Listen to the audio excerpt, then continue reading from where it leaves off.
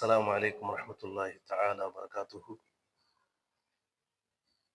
அன்பான பெருமக்களே, அல்லாஹ் ரப்புல் இஸ்ஸத் திருக்குர்ஆன் மூலமாக நாம் நம்முடைய ஈமானையும் நம்முடைய அமலையும் சரி செய்து கொள்வதற்கு பல்வேறு உதாரணங்களையும் உபதேசங்களையும் செய்து கொண்டிருக்கிறார். அதனுடைய அடிப்படையில் ஒரு வசனம், அல்லதீ ஹலக்கல் மௌத்த வல் ஹயாத்த லியபுலுவக்கும் ஐயுக்கும் அஹ்ஸனு அமலா வஹுவல் அஸீஸுல் கஃபூர். சூரா அல் முல்க், அத்தியாயம் 69, வசனம் 2. அந்த வசனத்திலே ரப்புல் ஆலமீன் எப்படி சொல்லுகிறான் என்று சொன்னால்,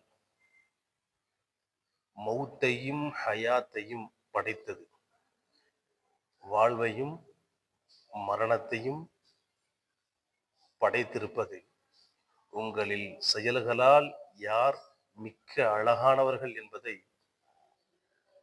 சோதிப்பதற்காக வேண்டியே இவ்விரண்டையும் நாம் படைத்திருக்கிறோம் என்பதாக சொல்லுகிறார். மேலும் அவன் யாவற்றையும் மிகைத்தவனாகவும் மிக்க மன்னிப்பாளனாகவும் இருந்து கொண்டிருக்கிறான் என்பதாக அந்த வசனம் முடியும். நபிகள் நாயகம் ஸல்லல்லாஹு அலைஹி வஸல்லம் அவர்கள் சொல்லுவார்கள், ஒரு அடியானுடைய மௌத்திற்கு பின்னால் தான் நிரந்தரமான ஒரு வாழ்க்கை இருக்கிறது.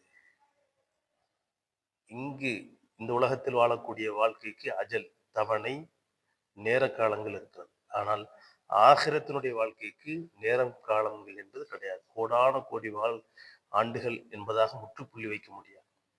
அவ்வளவு ஒரு நீண்ட ஒரு வாழ்க்கை, மகத்தான ஒரு வாழ்க்கை. அந்த வாழ்க்கைக்காக வேண்டி இந்த உலகத்திலே நாம் சிறந்த நன்னடத்தையை இந்த உலகிற்கும் உலக மக்களுக்கும் இந்த தீனுக்கும் இந்த மார்க்கத்திற்கும் நாம் நடாத்தி காட்ட வேண்டும் என்பதற்காக வேண்டியே நமக்கு இந்த வாழ்க்கையையும் மரணத்தையும் நாம் கொடுத்திருக்கிறோம் என்பதாக ரப்பல் ஆலமீன் திருமறையிலே நினைவுபடுத்துகிறார். ஆகையினாலே செயல்களில் அழகானவர்கள் யார் என்பதை சோதிப்பதற்காக வேண்டி நாம் படித்தோம் என்பதாக சொல்லுகிறானே, அந்த அடிப்படையில் நாளை அல்லாஹிற்கு முன்னால் செயல்களில் அழகானவர்களாக நாம் முழுவதுமாக நம்மை மாற்றிக்கொண்டு வாழ்வதற்கு முயற்சிகள் செய்வோமாக. வல்ல ரப்பல் ஆலமீன் தௌஃபீக் புரிவானாக. அஸ்ஸலாமு அலைக்கும் வரஹ்மத்துல்லாஹி தஆலா வபரகாத்துஹு.